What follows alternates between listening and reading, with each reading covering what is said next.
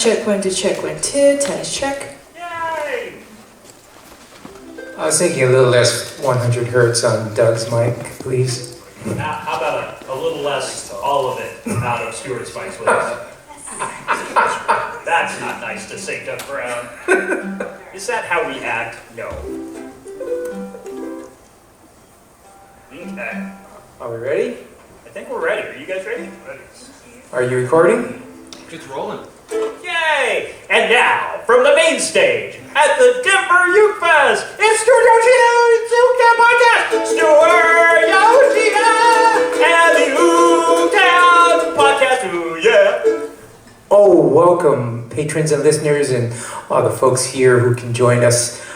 We are excited to be back at the Swallow Hill Ukulele Festival here in Denver. We haven't been here in a few years. Do you remember, what were we just talking about this? Like, it's been a couple years at least, right? It was, I remember it was 1976, and Not that far back. It was, dinosaurs were roaming the earth. Dinosaurs, yes.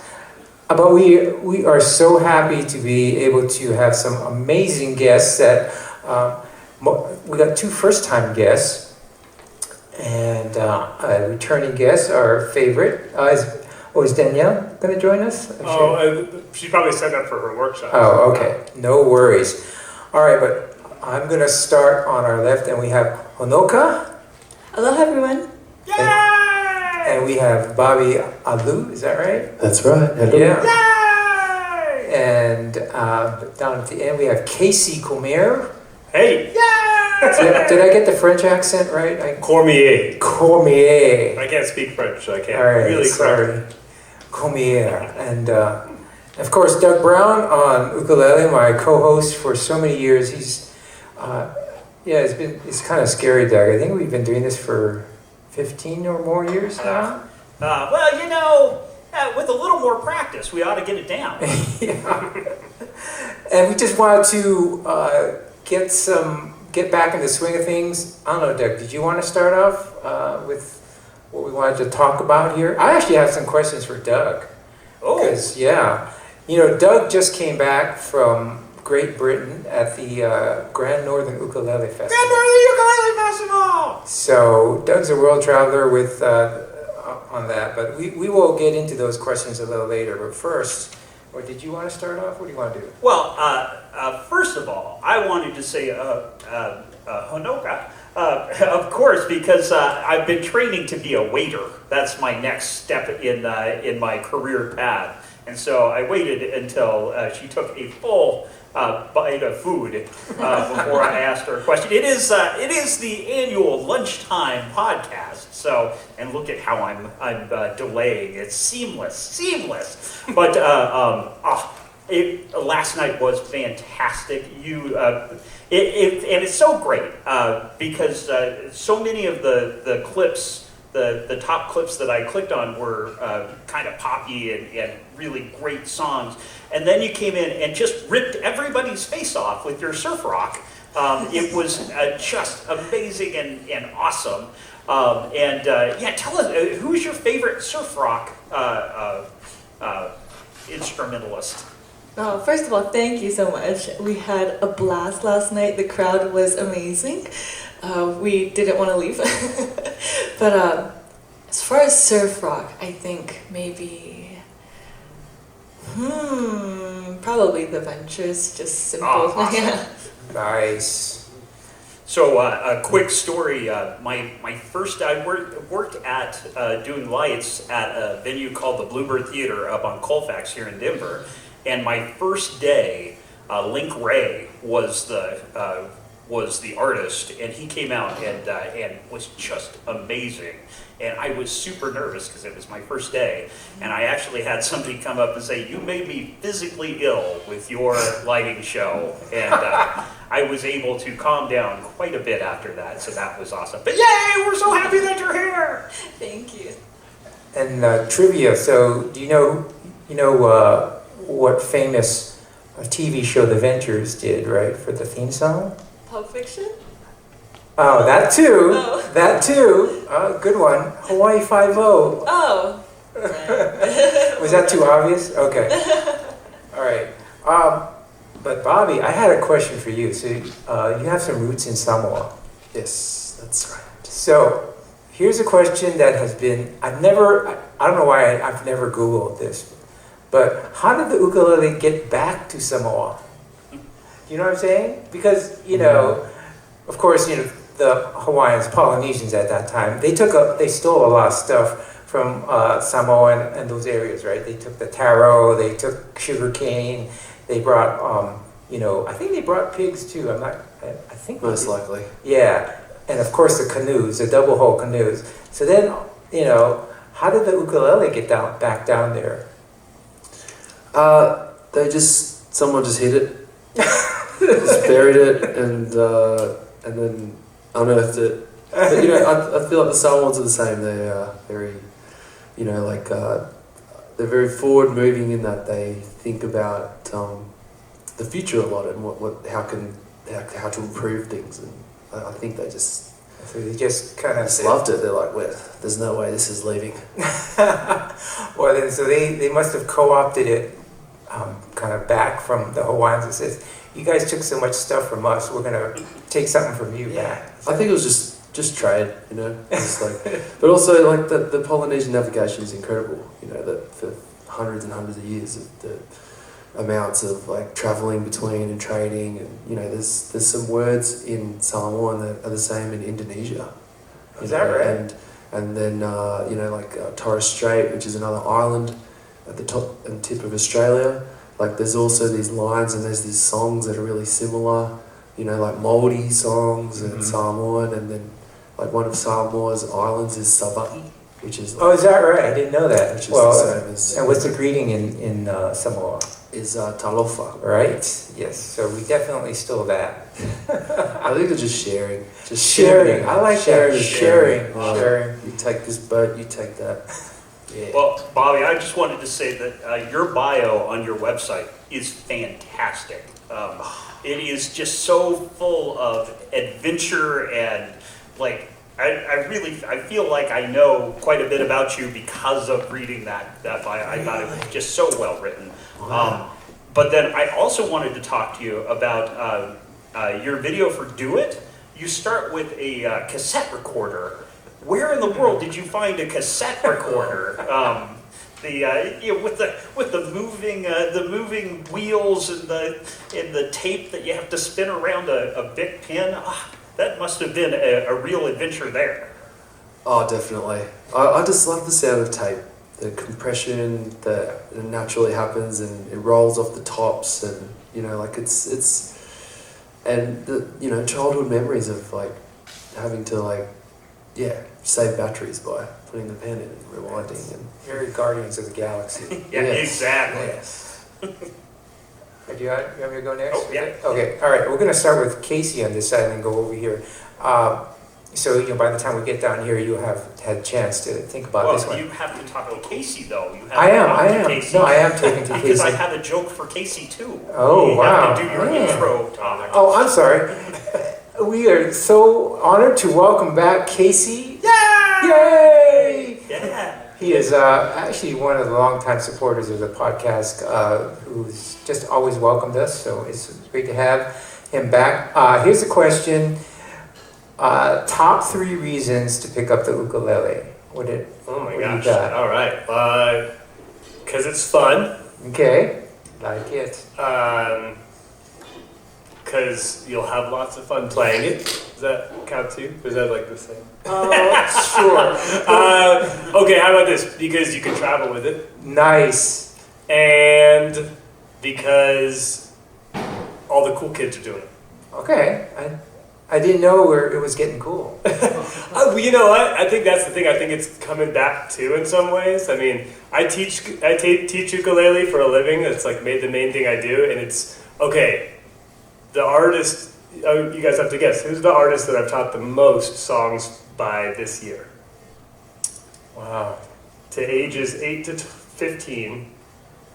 Israel? Mostly girls. Oh, mostly girls. Is it Taylor Swift? Taylor Swift. Yeah, of course. I've taught 60 Taylor Swift songs. And the thing is, most of them are 4-chord songs.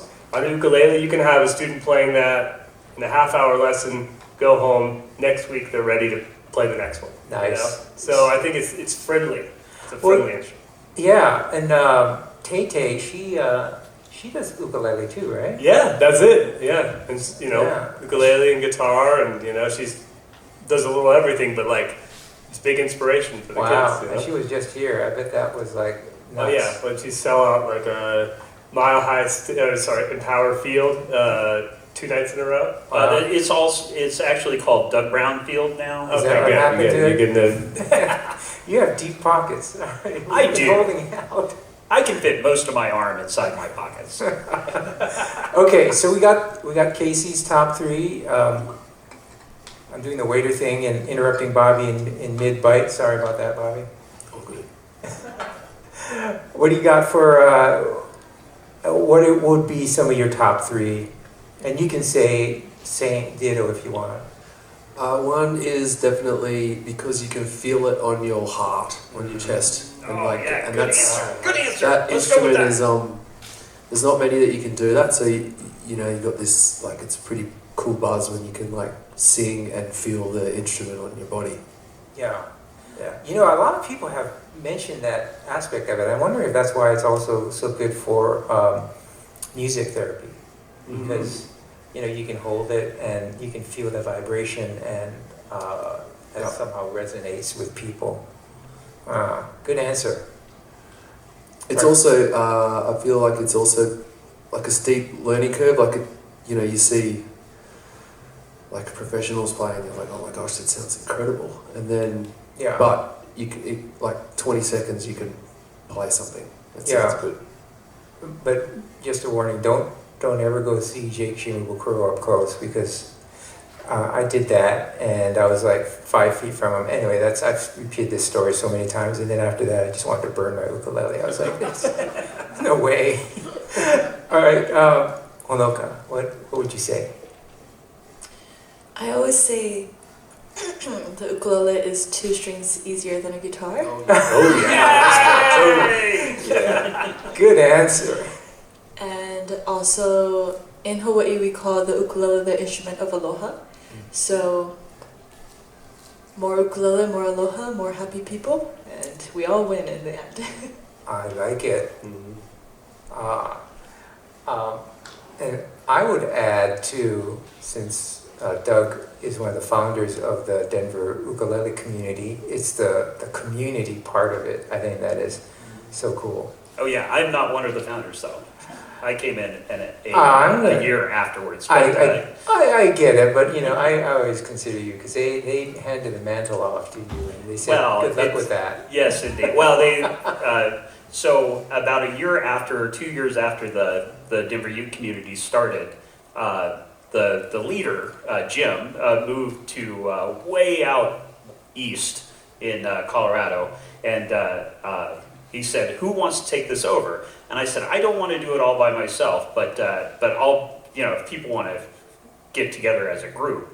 And so 2 other people came and said, oh, well, I'll volunteer for that. And then nobody else showed up. So that was 14 years ago. So, but through that, I figured out that one of my favorite things to do is to lead ukulele groups. So it's just awesome. It certainly has changed my life a whole Absolutely, bunch. and I'm sure you have changed people's lives also with the community that you've built there. All right, you want to take the next question? Pass it around, or I got plenty, but you go ahead. Oh no, I don't have questions. I was like, no. Oh. You go ahead. Okay, I didn't want to take any time from you. Okay, we got there's here at the Denver Ukefest, you guys are one of the early adopters, I guess. It's been around for, 10 or 15 years at least. No, more than 10 years, because there's a 10-year anniversary.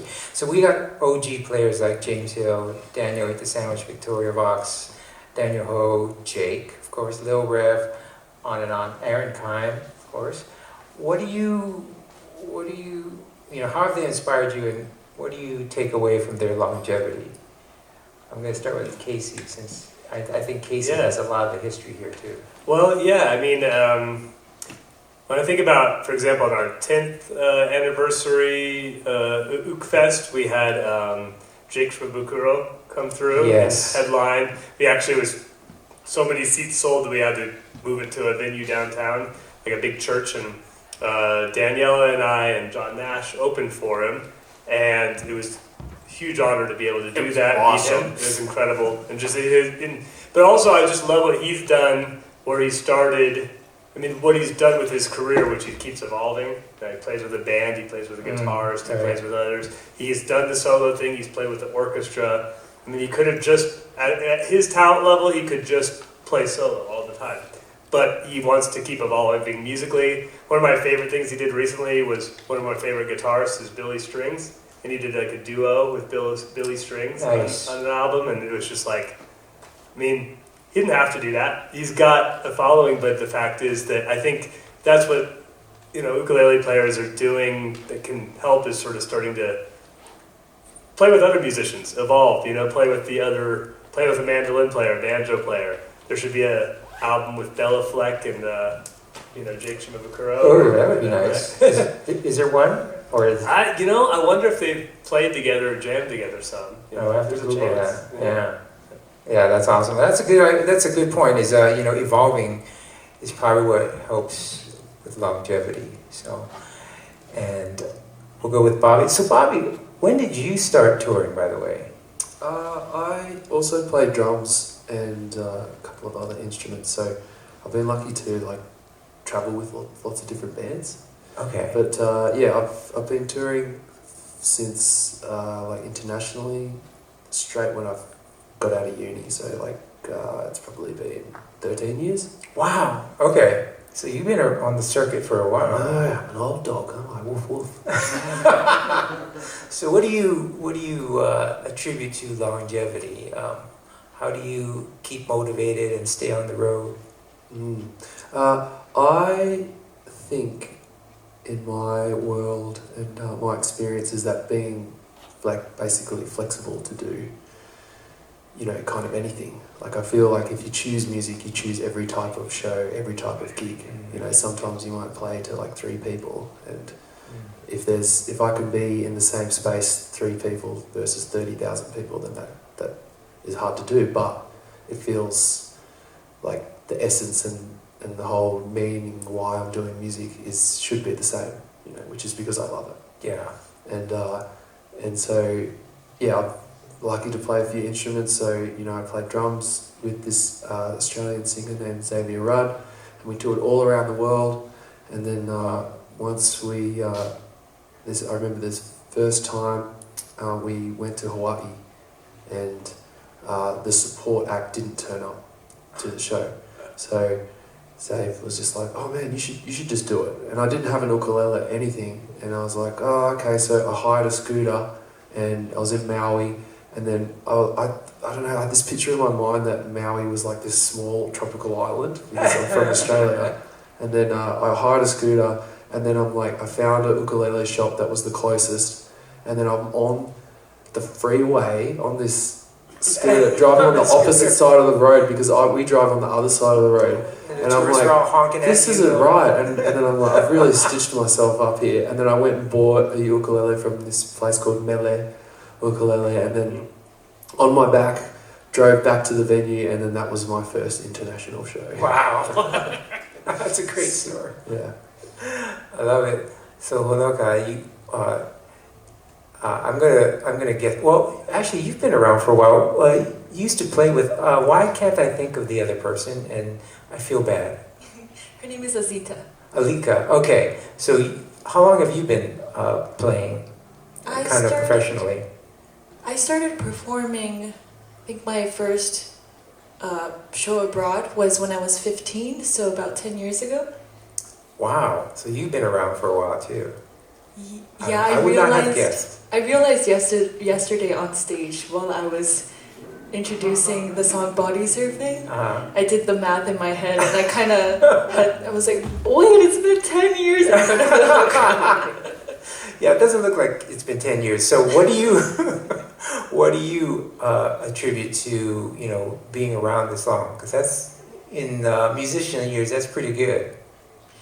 I think it really does help that I grew up and I still live in Hawaii, and being surrounded by the culture and ukulele, just being able to tour but come back and enjoy the ukulele for what I love it for. Like you go to barbecues, do kanikapilas, the uncles grab the ukuleles, and they're like the best in the world, you know? Even though they don't tour or anything, the aunties and uncles are the ones that are, you know, I think whether we know it or not, the people that grow up in Hawaii and learn how to play ukulele there, we're very inspired by, you know, the music that we hear around. And I mean, yeah, just being able to reground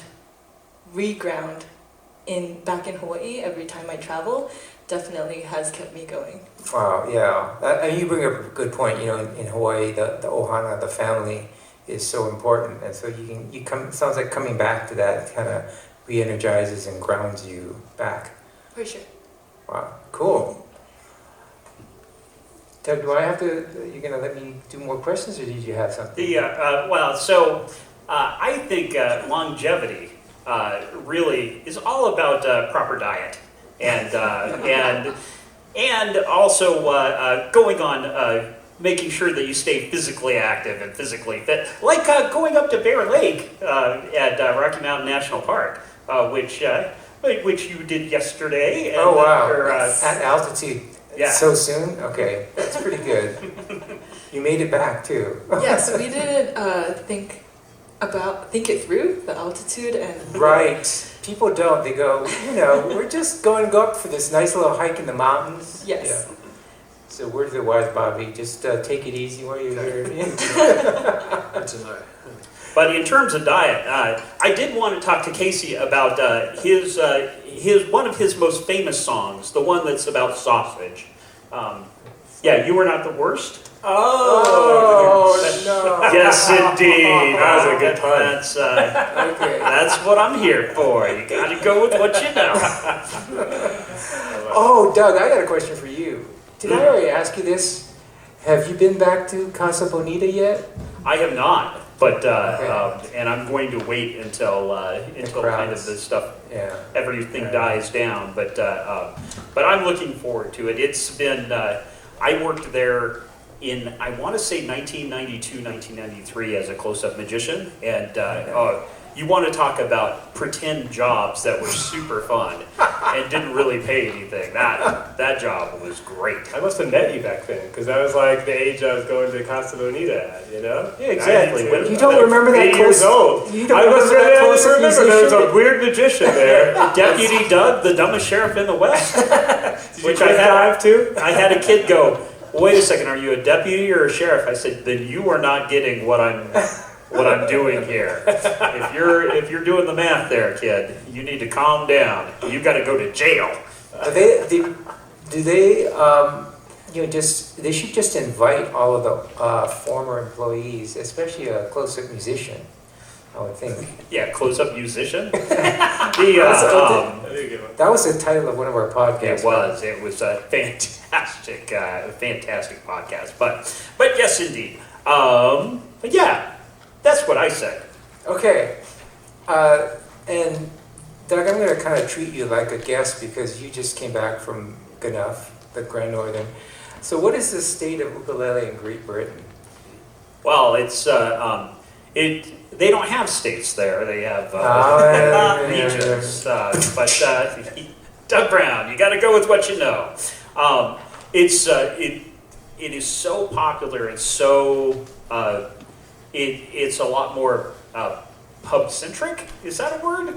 But I'll go with that. Yeah. And I know so many, thanks to the pandemic pluckers, I know so many wonderful ukulele players over there.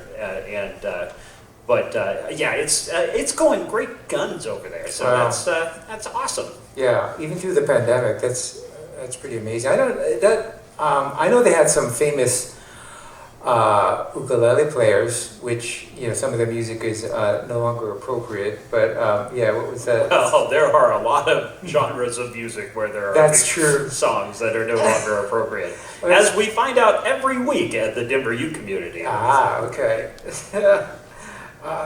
So, any highlights you wanted to share with our audience? Well, one of the really cool things that we did over there, one of our guests that we've had on the show before, Matt Stead, did a ukulele nature hike, and which I am going to desperately try to replicate just outside here at 4 o'clock today. And although he, when we, it was fantastic. We went just outside Huddersfield, which is where the Grand Northern was, and he read a poem right before we left, which was awesome and just super appropriate. And I am not going to read a poem because I would end up picking something like "There Once Was a Man from Nantucket," and that would not be appropriate. So, but it should be a neat time. So I'm looking forward to it. You could recite the lyrics from Enter Sandman.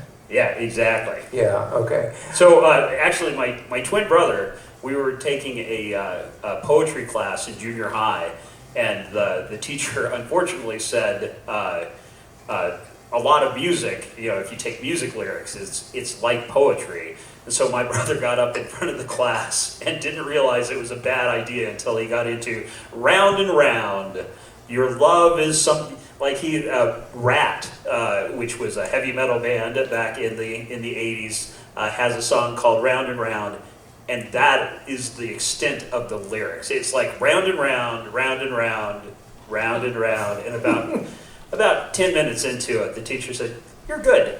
Thank you. Like, Yeah. Next. All right. So getting back to our regularly scheduled programming. Okay, so the ukulele has come and gone in different phases.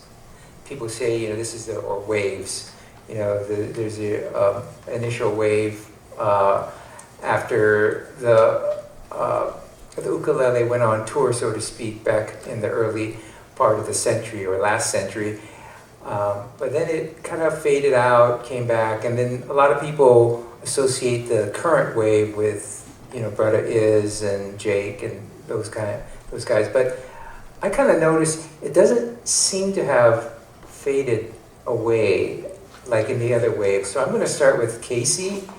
And what do you attribute, or maybe you disagree, but what do you attribute to that? It really didn't do this kind of disappear and then come back. At least I don't think so. What do you think? Well, I think in some ways it's, of course it's the friendly aspect of, hey, I can teach a 5-year-old ukulele. I really would struggle to teach a 5-year-old guitar. Mm-hmm. You know what I mean? Oh yeah. And so I think with the second that people realize this is a great instrument for kids, this is also a great instrument for, the older generations too. I mean, if you have arthritis and things like that, I have a lot of older students who used to play guitar, but because of the pain in their hands, can't anymore, but they miss strumming, they miss playing songs. Ukulele, they can still play. It doesn't take it out of them. Let me ask you an interjection here. So a 5-year-old guitar, you want to get a newer guitar or an older guitar to teach? Because you can't teach a 5-year-old guitar? Thank you. Doug Brown! He'll be here all night, folks. No comment. All right, so I don't know, Bobby, down under there in Australia, has the ukulele gone through waves of popularity, and what are your thoughts? Yeah, I think it has. Australia's quite small. It's tiny huge. Yeah, that's weird you say that. I don't think of Australia as small. Yeah, well, look, geographically, it is. I looked it up the other day on Google, so it has to be true. The mass of America, not including Alaska and all the other states, is pretty much the same as Australia. So it's quite big. But in America, you have 350 million. Yeah. We have 30 in the whole country. Wow. And we were just touring in California, and there's 40 million people in California. So there's even more in that one state. So obviously, there's not like, and I find like what I love about traveling, especially America, is like this. It's so diverse in cultures, in just like trends, and you could find like, I feel like here, everyone's a fan of everything and anything. You know, you'll find a community quite easily. Whereas in Australia, I feel like it's not, because there's less people. It's not as you know, the trends really seem to dominate the popular culture. So according to media and everything, like the ukulele was huge. You know, like I guess 15, 20 years ago, but like when you play ukulele, you find it no matter what. Yeah. You find it everywhere, and you will find it. There's a great festival in Cairns. Cairns Ukulele Festival. There's lots of little community groups. Yay! There's also lots of islanders, so Polynesians and Hawaiians that are playing it, and you know, it is the perfect Barbie instrument. That is true, yeah. In Hawaii, the kanikapila, that is one of the popular instruments there. And a shout out to my friends the Jazzuleles in Cairns. There you go. They used to have a podcast, but they got so successful performing that they don't do or not podcast, but strum along. But now they just tour like rock stars. Wow. But yes, they're awesome. Jazzuleles, yay! Yeah, I think that probably knows one ukulele group from every part of the world, probably, I think. No. No.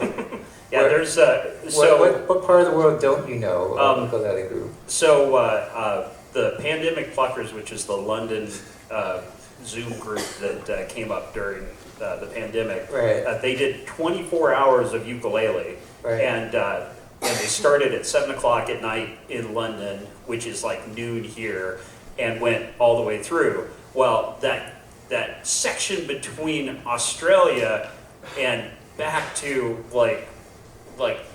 back to the Mediterranean. That's a big chunk of the world that I don't know anybody in there. Okay. Oh, wow. Oh, they're there, definitely. I left the ukulele accidentally in South Africa, so it's somewhere. So maybe you could pick it up for Bobby and get to know a ukulele group down there. Yeah, absolutely. All right. So, Honoka, I know, being from Hawaii, it's probably a lot different, but did you notice any waves of ukulele popularity growing up? For sure. I think growing up, we were very much inspired by people like, of course, Drake or Kalega Meow, Brittany Paiva, Taimane Gardner, all of those amazing artists.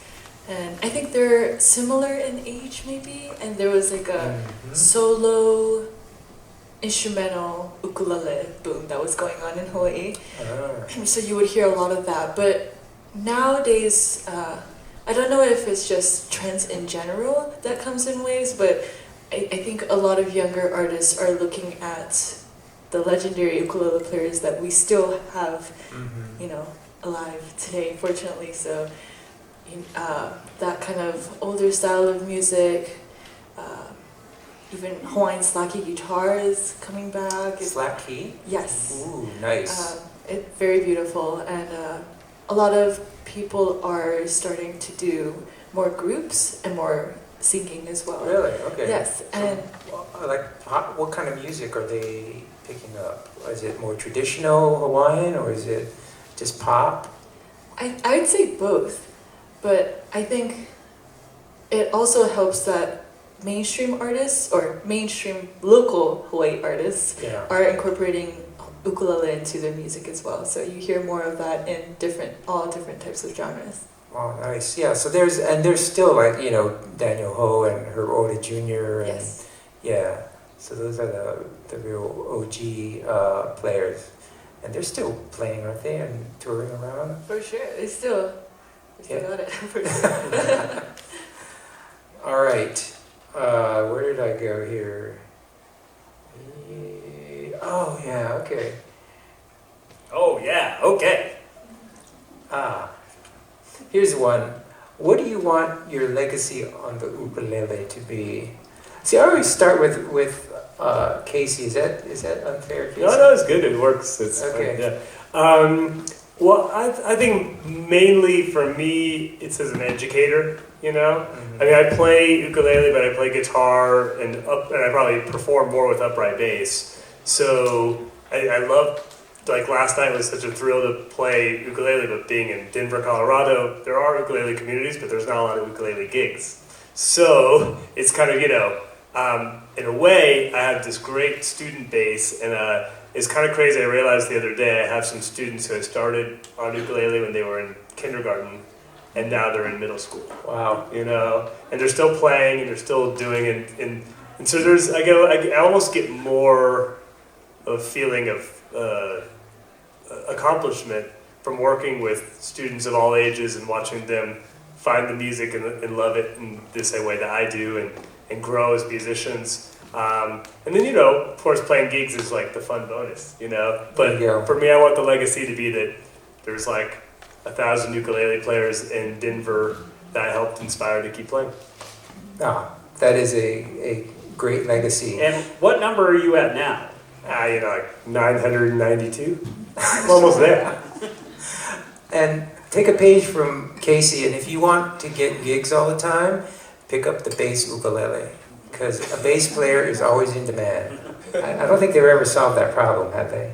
What do you mean? The bass players. We actually have, like, the bassist, we have an agreement that, we won't, like, commit too hard to any band, so that, we can all just so you can always rotate it. Yeah. Oh, nice. Hey, I dated a girl like that in high school.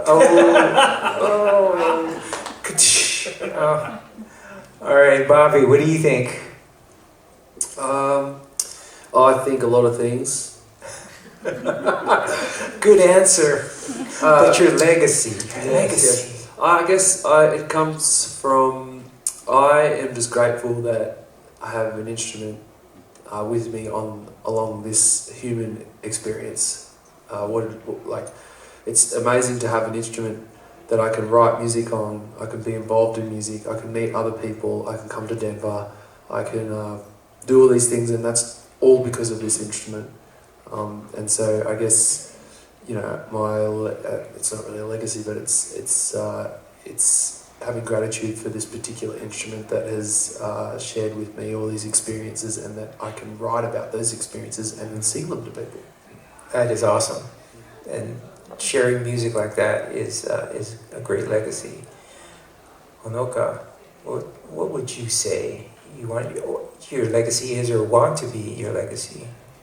I think for me, that's a very hard question, but I've been playing ukulele for as long as I remember, and I came to a point where I had to kind of weigh out, is this something I want to do for the rest of my life, or am I going to keep it as a hobby or a career?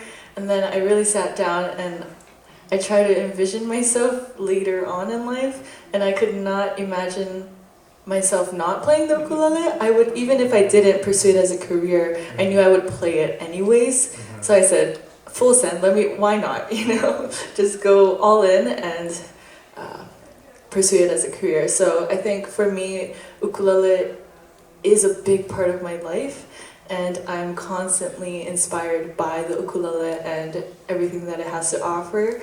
And so I just want to share that joy and inspiration that I get from ukulele and the Hawaiian culture and music and everything that Hawaii and ukulele has to offer, and just share it with the world so we can all enjoy it together. Yeah. Wow. Yeah. And I think, when I think about the ukulele legacy that I'd like to leave, is that Doug and I are recording and capturing all of these amazing people and guests and conversation and ideas, and we have it all there. And that's why, I like sending it out to iTunes and wherever else. And I hope somebody in the future stumbles upon this and they go, oh, ukulele, oh, podcast, and they start listening to it and they find something that really inspires them. and makes them want to find out more about the ukulele and maybe play more. Yeah, in the future when giant monsters or giant dinosaurs are fighting robots, then, I knew it.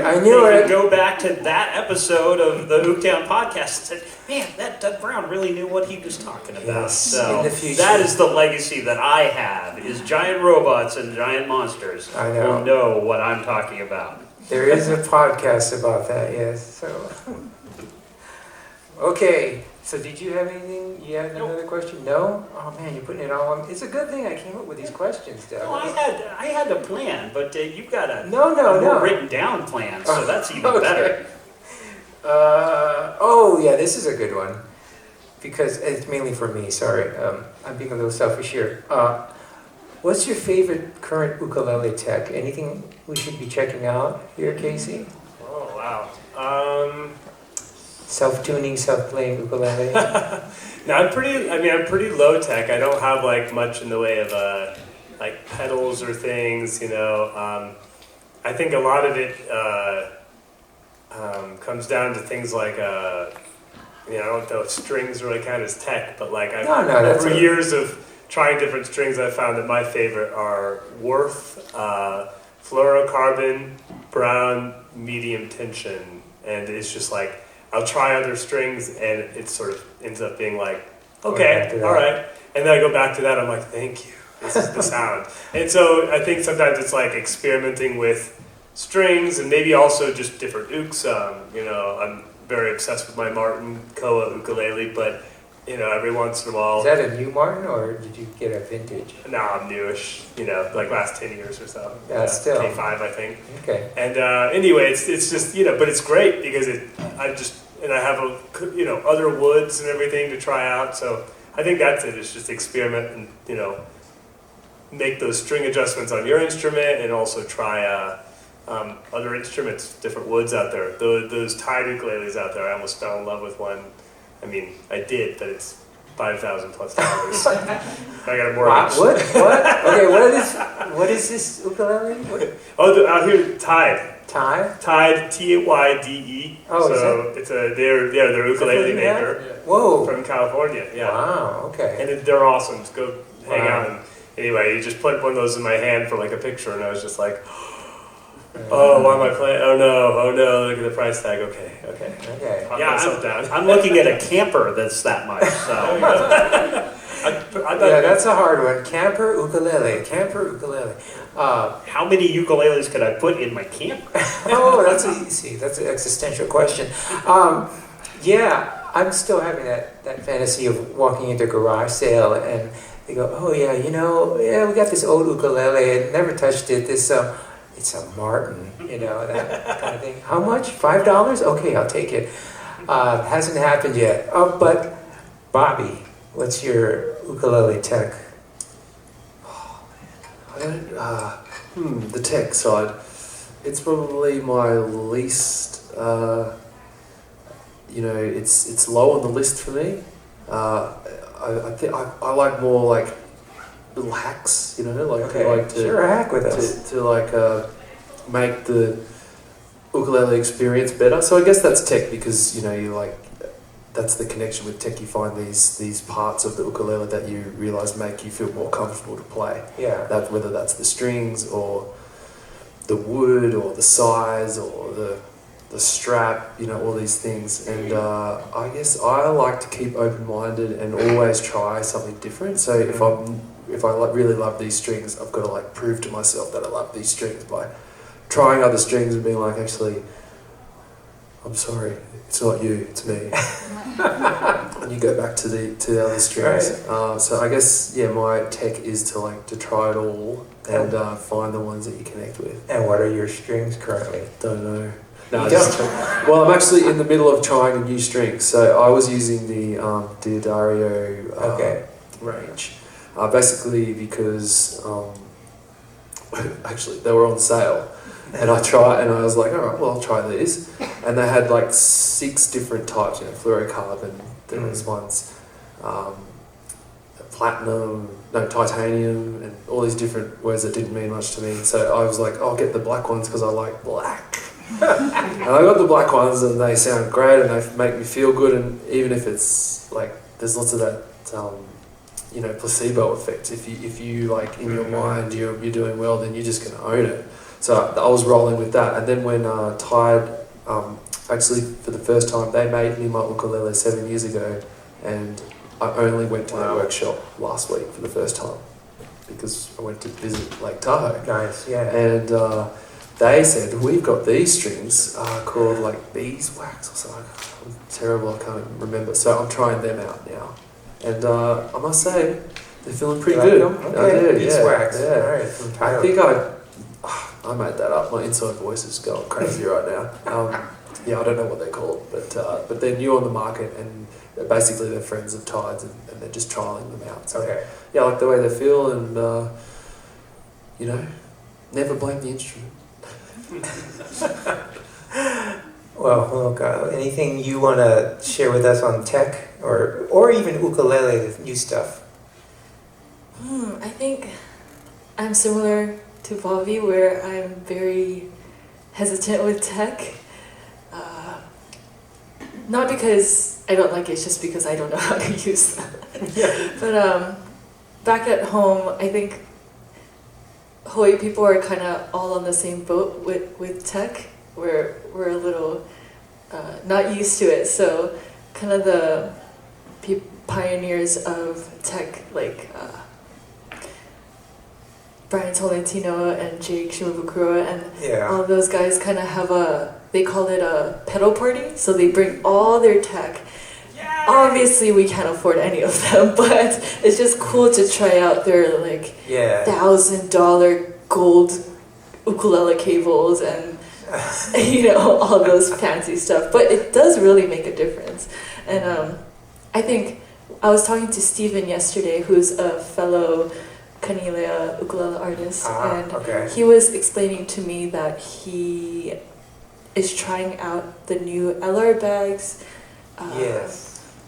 What is it called? Preamp that's in the ukulele, and it amplifies each string individually. No kidding. Okay. So it sounds cool. I honestly don't know what that means, but gearheads are like, ooh, I gotta try that out. Well, he also had a looping pedal last night too. So you missed out in more ways than just that. But I feel bad now. Right. You should, because it was awesome.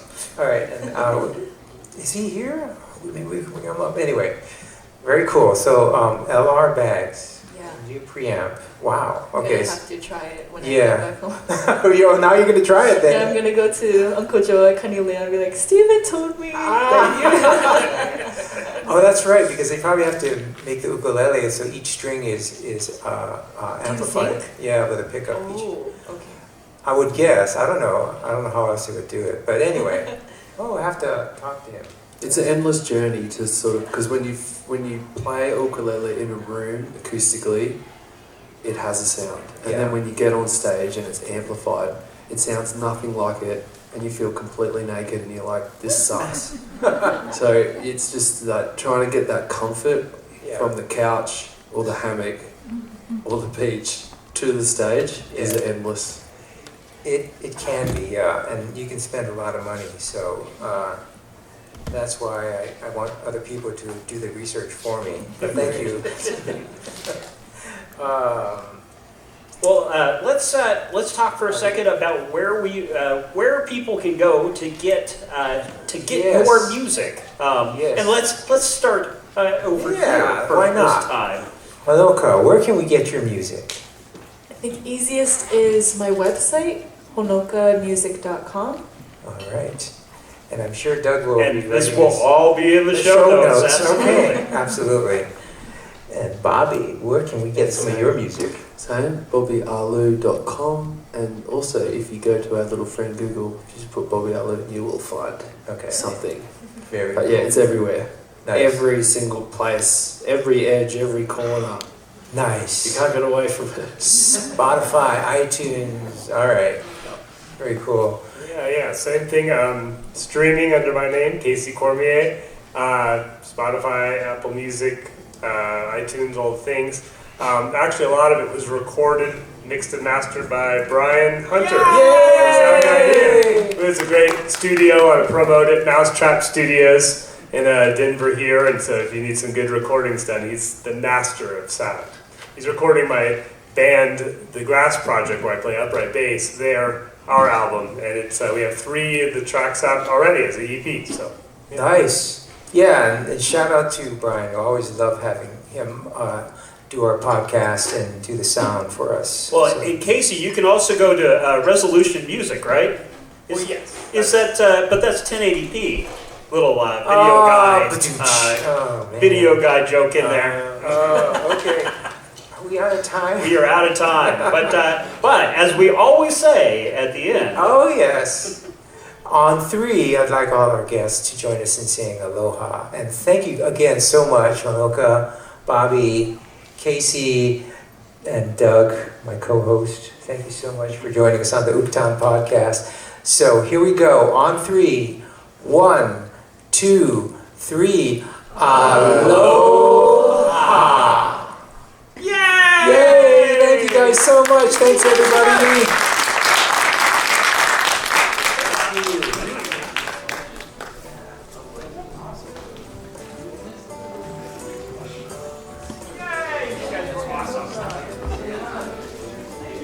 Hi there again.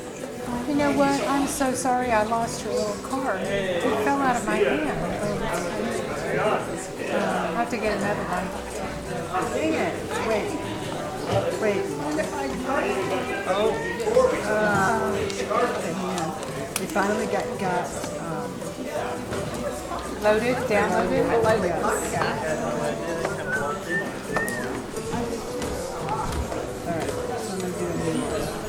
I just couldn't remember.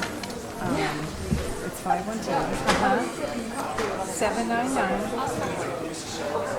1157. I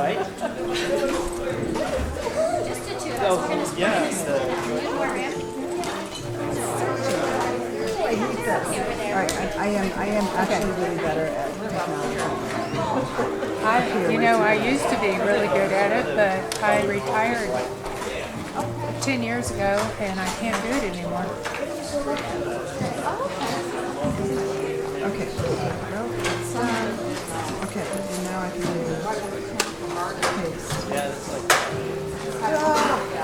paste.